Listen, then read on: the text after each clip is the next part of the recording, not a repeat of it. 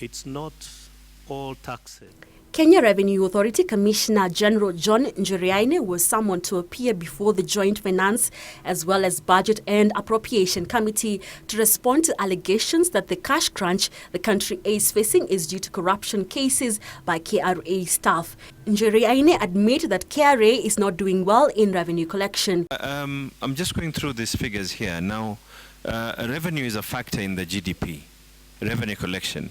And with a nominal GDP growth of about 14%, over the last 3 years, you have indicated the collection growth has been about 14.8%. And I tend to wonder, with nominal GDP of about 14%, how are you expecting, what is the magic that is going to be there? The perception that revenue has gone down is not correct. Revenue is actually growing. We've grown revenue for this quarter by overall terms 10.2%, exchequer revenue by 8.6%. What's happening is that the revenue is not on target.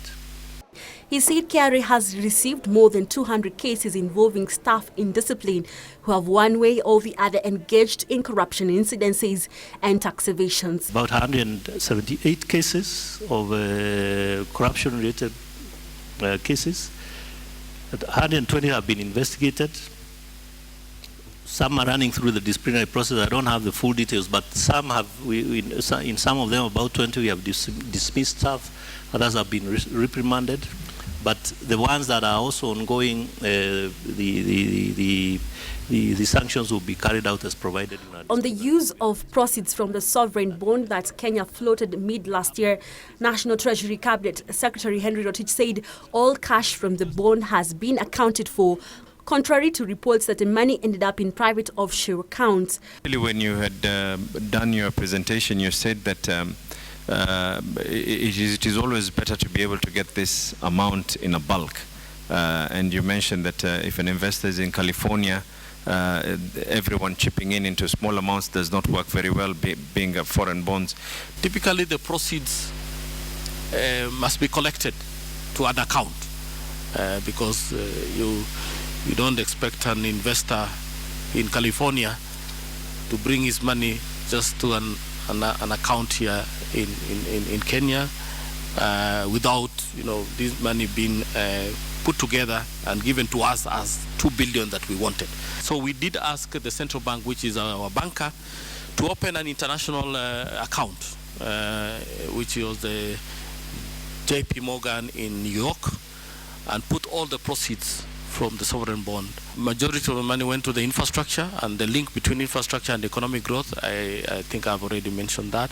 We have been facing challenges in the high cost of power in this country. The cost of power came down by 30%. We also did provide money to water and irrigation. National irrigation program were also allocated funds. Agriculture, about 14.21. Rotich said interest rates on loans are set to reduce, riding on the liquidity mop-up that the government has been undertaking. But the issue of interest rates, you actually told us that this was going to actually reduce the interest rates in the economy generally, and two, the exchange rate.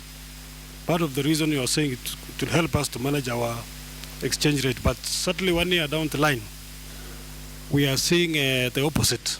We can attribute the recent weakening of the exchange rate to global factors because we all know what is happening in the US. I just want to assure that interest rates are beginning to fall, and they will continue to fall to levels that will match the liquidity conditions in the country. Caroline Jinga reporting for Business Insights.